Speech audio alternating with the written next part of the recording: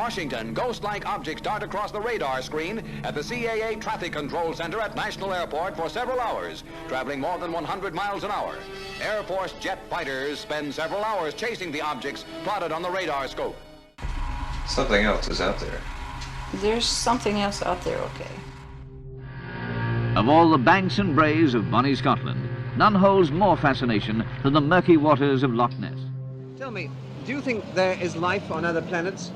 Well, I'm not quite sure, but I suppose there would be. No, he seems definite. You seem Definitely. definite about it. How do you see this life and where? Oh, I've seen a flying saucer. Blackwater Media presents Darkfall. Real-life encounters with the paranormal and the unexplained.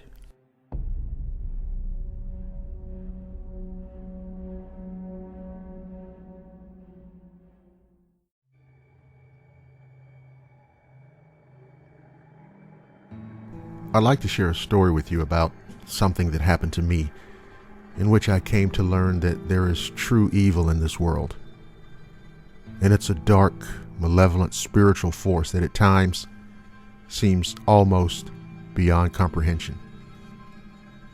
When I was about 16 going on 17, my parents rented a small house. This place was old when I lived there. The house was built in the 1890s and had everything you needed to live there. Anyway, about a month after we moved in, I noticed things being misplaced, which initially was not that big a deal. I didn't really think much of it, except for maybe thinking that I put an item in a spot, when really I didn't. It wasn't until much later that anything really happened.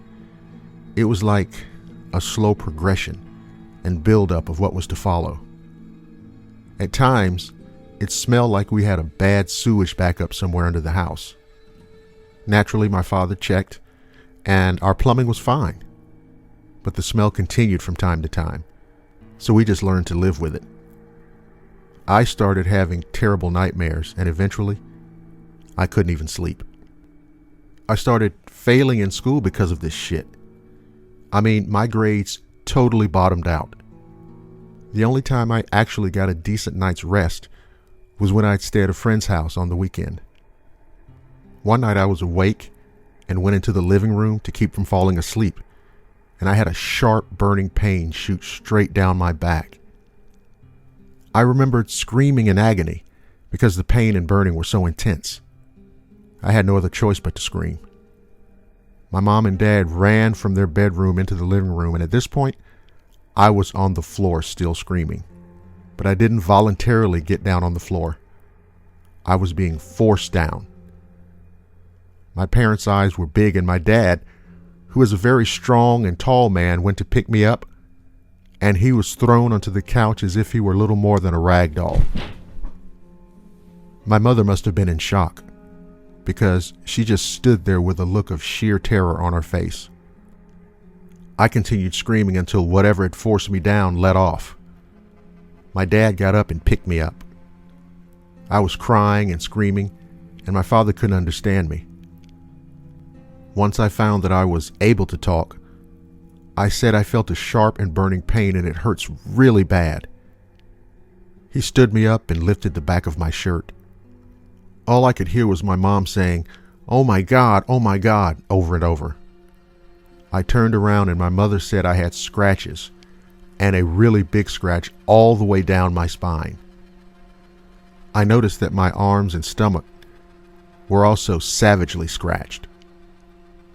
I started crying again, and when I yelled out for the thing to leave me alone, we heard the creepiest growl come from somewhere in the living room, like a big dog was hiding. Mom and Dad figured it'd be a good idea to leave now and get our things in the morning. So we took off that night and stayed in a hotel. The next day I remembered us getting all of our things, and the owner of the house stopped by and asked why we were leaving. And my dad explained, and the owner's eyes got huge. He couldn't talk for a second, but when he could, he told us the house was a church at some point. But it was a church for satanic worship, and a few people had died there from some weird sacrifice. The owner wasn't upset that we were leaving. He understood completely. To this day, when I tell people this story, they get creeped out, and other people ask why I wasn't possessed, since it was clearly a demonic haunting. I usually just tell them that I got away before it could do anything else. I've never had anything like this happen again. I appreciate everyone listening and allowing me the opportunity to tell my story.